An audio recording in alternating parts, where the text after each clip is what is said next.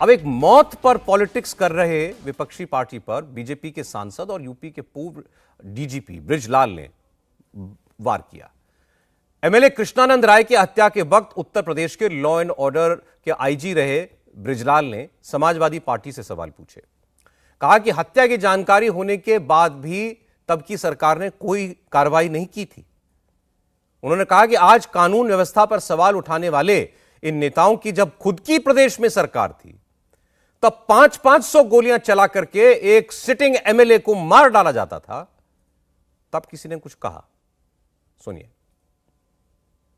Mukhtar Ansari jail में रहकर कृष्णानंद राय पर 500 गोलियां चलवाया था, 67 गोली लगी थी, तब तो इन विरोधी पार्टी खासकर समाजवादी पार्टी को राम राज लग रहा था।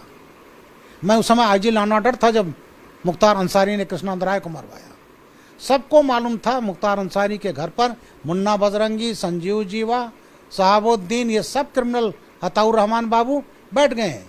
एसपी ने रेड नहीं की, समाजवादी पार्टी की सरकार थी।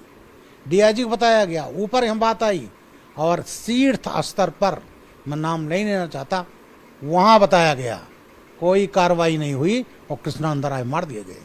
उसके पहले ये लाइट मशीन गन लाया था।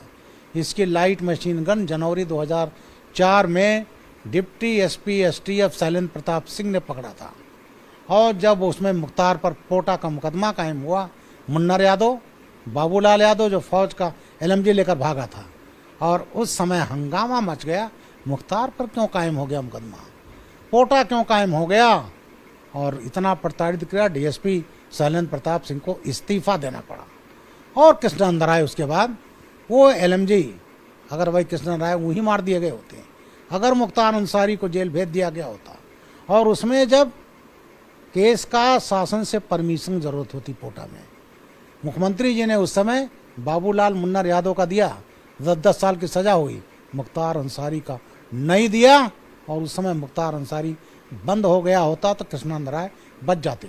तो ये पार्टियां आज जो विलाप कर रही हैं कि ये एक घटना हुई, इसका इन्वेस्टिगेशन हो रहा है, अच्छी तरह से होगा, तुरंत जुडिशियल इंक्वायरी भी ऑर्डर हो गई, लेकिन इनके राज्य में 500 गोलियां विधायक पर मारी जाती थी। यानी कि कहा जा सकता है सर कि अपराध के साथ अगर राजनीति का कॉम्बिनेशन होता है तो बड़ा डेडली कॉम्बिनेशन होता है, और इसी डेडली कॉम्बिनेशन का इस्तेमाल किया मुख्तार अंसारी ने, अतीक अहमद ने, और जराइम को दुनिया में आगे बढ़े, राजनीति में आगे बढ़े, दबंगई बढ़ाई, अपना जो प्रभुत्व था उसको आगे बढ़ाया। और जो इस तरीके की बात सर सामने आई कि पाकिस्तान के साथ लिंक है, ISI के साथ लिंक है, जो ड्रोन के जरिए पाकिस्तान से सीमा पार से ये अपराधी हथियार मंगवाते थे, सर कितना बड़ा थ्रेट मानते हैं देश के लिए इस तरीके की बातों का कि अतीक गैंग, मुख्तार गैंग इस तरीके से हथियारों को सीमा पार से मंगवाता है इंडिया में?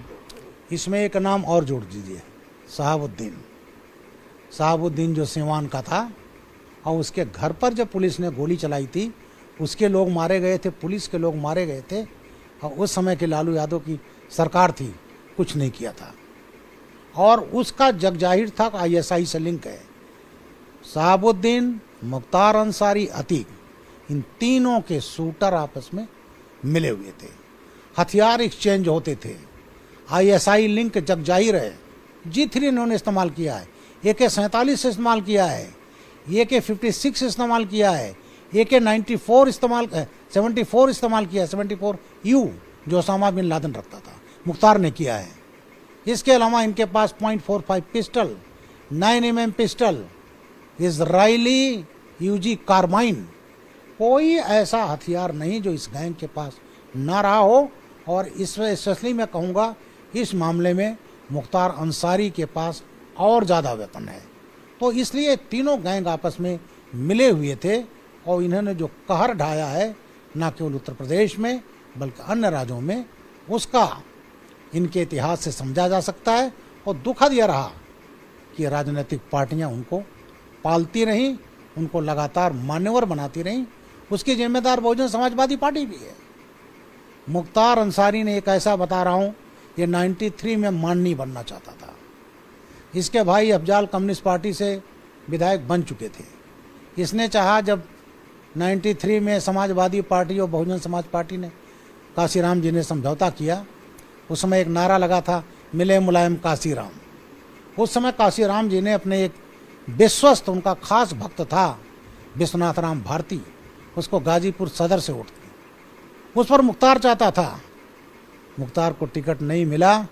सुबह चुनाव है, शाम को नवंबर की बात है 94 बाई इलेक्शन में विश्वनाथ राम भारती मार दिए गए।